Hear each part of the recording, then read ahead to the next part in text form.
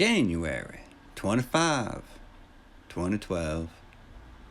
Took a bicycle from the shed today and rode out. I'd estimate 3 or 4 miles. Found a small commercial area in a valley past the edge of the woods. The dead of what must have been the town are still congregated here. Why? I've been observing from a hidden vantage point. They're not eating each other. The fishermen I saw must have been some sort of aberration. Not exactly interacting with each other either, though, just sort of wandering aimlessly. Legless zombie just crawled over to butt its head against glass door. Now just sort of looking inside. There's another one with a purse. And the jaws are all moving, chewing.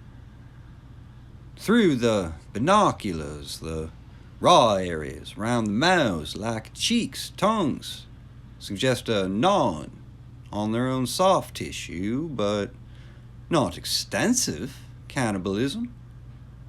I'm wondering if this activity parallels the living's preoccupation with mouth-eating and biting nails, grinding teeth.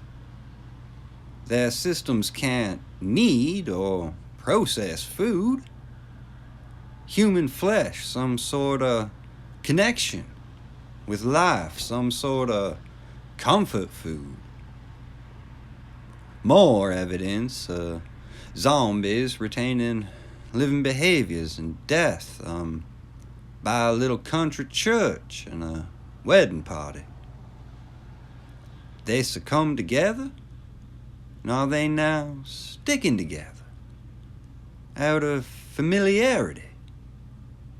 Are there zombie families living inside of houses? January 26, 2012. Noticing for the first time the contents of the newspapers were using for the fires. Ads, sports section. Then this. Are GMOs responsible for sickness? By Jeff Kriege. Seattle, Washington. Leading food additive manufacturer Primodyne Laboratories was placed under quarantine Saturday, according to officials at the Centers for Disease Control. Compounds sourced from the Primodyne facility are suspected to be responsible for the violent illness and deaths of an estimated 16 million people in developed countries worldwide.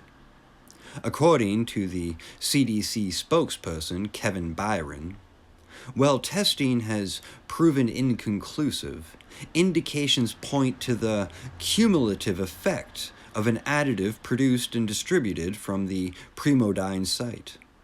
We do not expect this quarantine to have an immediate effect on the pandemic, but believe it to be a crucial measure. Primodyne, located north of Seattle in Bellingham, Washington, has been owned by the Infraneuronics Corporation since 1998. Chairman and CEO Michael Healy released a statement, continued on page 7. Primodyne has a serious R&D facility up in Bellingham that hires all the chem grads from UW and Western. They should just give them lab coats instead of caps and gowns. Regularly protested by the poli-sci students for its military contracts. Companies behind everything from cleaning solvents to automobile tires to wonder food additives. They're chips, chocolate, instant soup, chicken nuggets. January 27, 2012. Approximately 2 miles northwest from the house today, I observed a zombie biker group.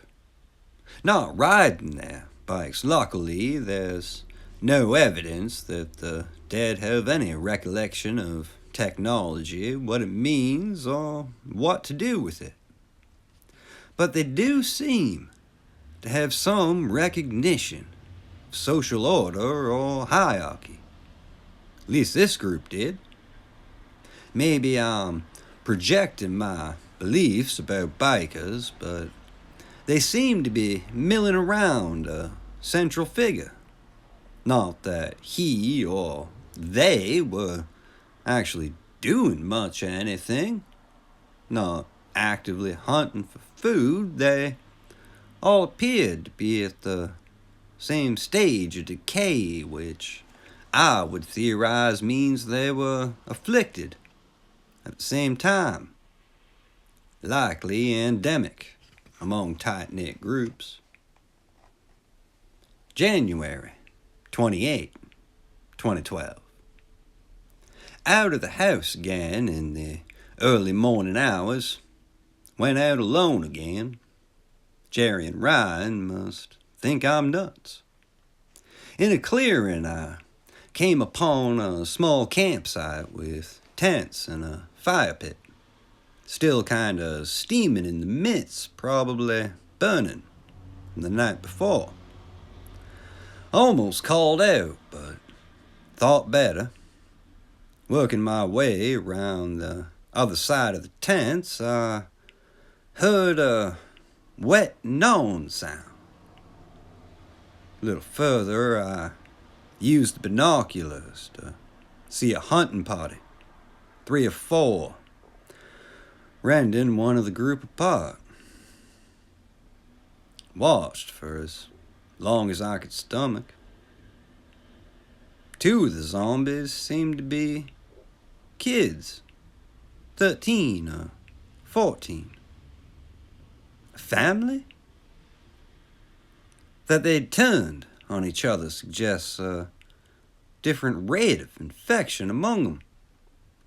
This is not far from the house. We passed a few days without direct incident, and I'm understanding now that the sense of security we've been enjoying is false.